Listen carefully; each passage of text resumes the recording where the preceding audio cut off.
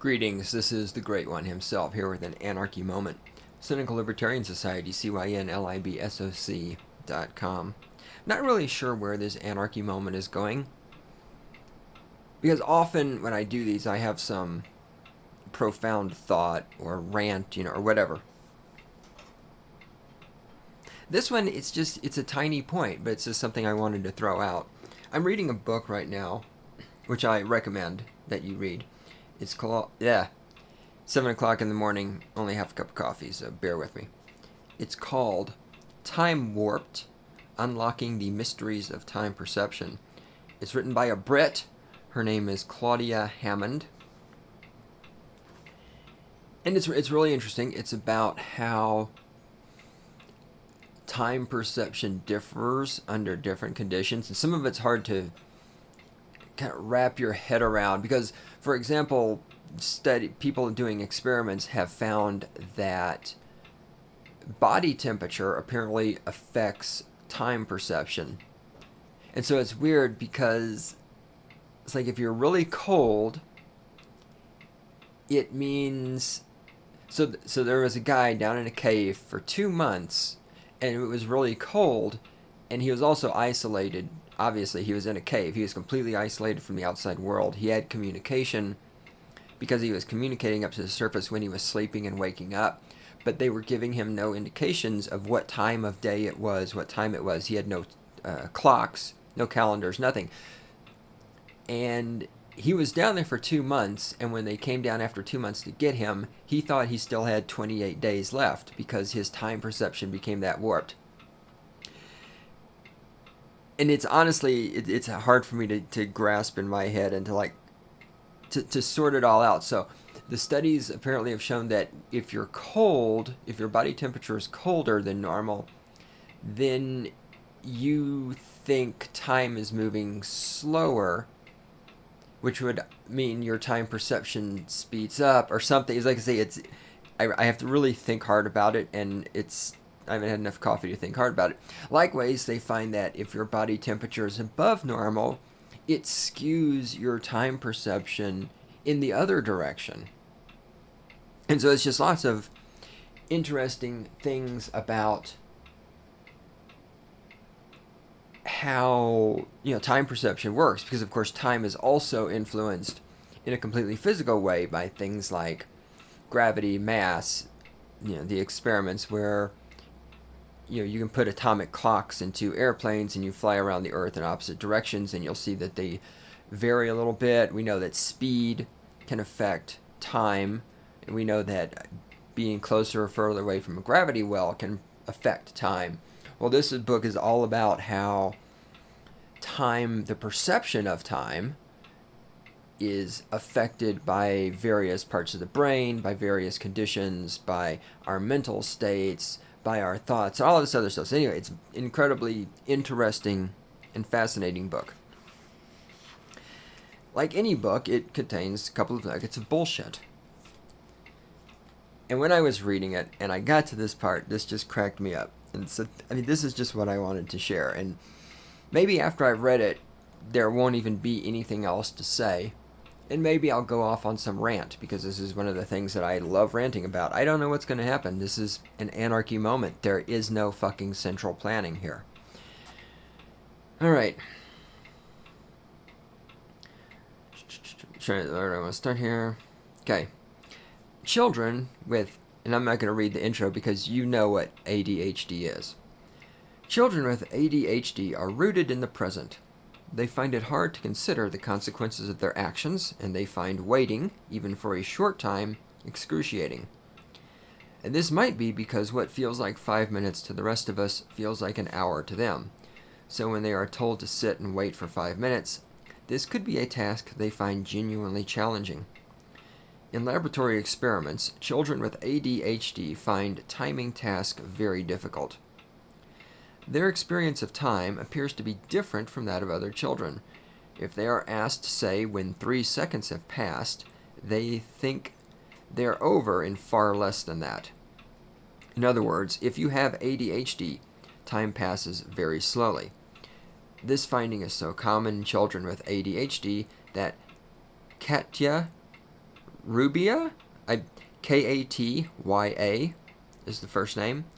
Rubia is the last name.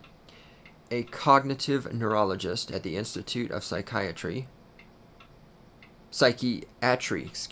Institute of Psychiatry in London, has been able to use estimate task to correctly classify 70% of cases. Quite a feat considering there are currently no conclusive test for ADHD.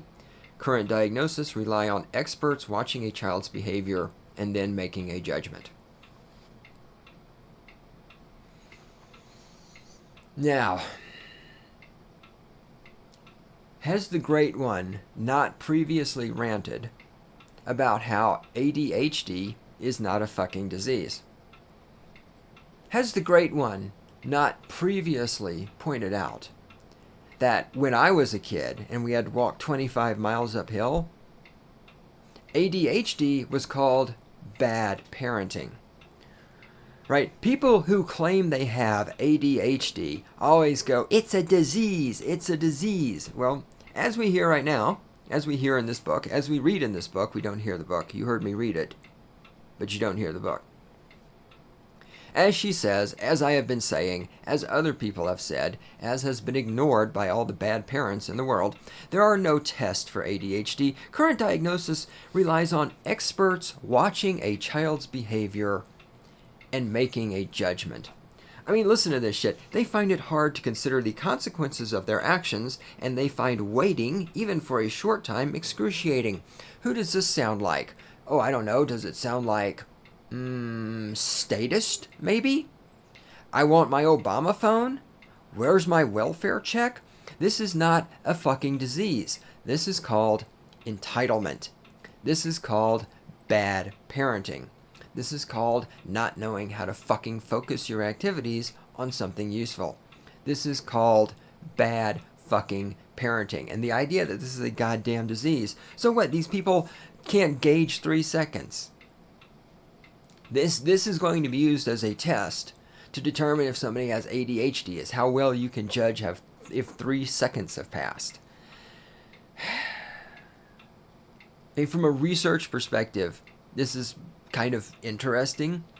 From a common sense perspective, from the perspective of saying people who are not good at judging, especially kids. We're talking about kids here. Kids who can't judge 3 seconds. Oh, they have ADHD. We got to put them in a special class. We got to give them their own special rights. You know, we have to pretend their parents know how to parent even though they don't. You know, we have to give them drugs. And, you know, here's the other thing. If diagnosing kids with ADHD, here now I'm on a rant. If diagnosing kids with ADHD just meant nothing, that'd be fine. But the fact is, these kids are going to be taken and they're going to be fucking doped up. And their brain chemistry, they have ADHD. Their brain chemistry is messed up. We must give them drugs that have never been tested thoroughly on human beings and fuck up their brain chemistry worse. And then we wonder. Well, I wonder because I'm not stupid. Those of you out there, you have no fucking clue. I don't wonder, I know. I look at them, I go, hey, look. The medicated generation is really fucked up. I wonder why. Oh, it's because they're all on dope. Because some fucking quote-unquote expert watched their behavior and made a judgment. In Soviet Union, expert watches your behavior, right? Oh, that person doesn't like the government. They must be insane. Let's put them in an asylum. ADHD is the same thing. ADHD is not just bad parenting, it's also how the government takes children that have imagination, that have intelligence, that might one day be a threat to the state, and it puts them on drugs so that it fucks up their brains to make them into docile slaves. ADHD is not a fucking disease. ADHD is bad parenting combined with slavery. And I tell you what, if I had children, and I don't, if any motherfucker tried to put my kid on dope for their fucking personality to dumb them down, I'd shoot the son of a bitch. Not the kid. I'd shoot the motherfucker with the medication. Isn't it amazing? Like, if a dope dealer wants to sell you some marijuana, they're going to go to prison. Marijuana, so far nobody has found any long-term side effects from marijuana that I'm aware of. If you got a study done by fucking, double blind, yada, yada, yada, real scientific study, showing adverse effects on brain chemistry from marijuana, you fucking send it my way. But all this shit that these fucking nimcompoops are putting these kids on because they got ADHD, which isn't, we can't actually, there's no way to diagnose this. We just look at your kid and guess. Right, so this guy, using his timing thing, okay, he's getting a 70% hit on diagnoses which are made by people looking at children and guessing. Okay, I'm sorry, that right there is not science. Okay, when your target is to have a 100% alignment with people who make their diagnosis by guessing, you're not doing science. It's just fucking voodoo bullshit. Okay, ADHD is bad parenting and it's slavery. And those of you who have your kids on this medication, you are the shittiest fucking parents on the planet Earth.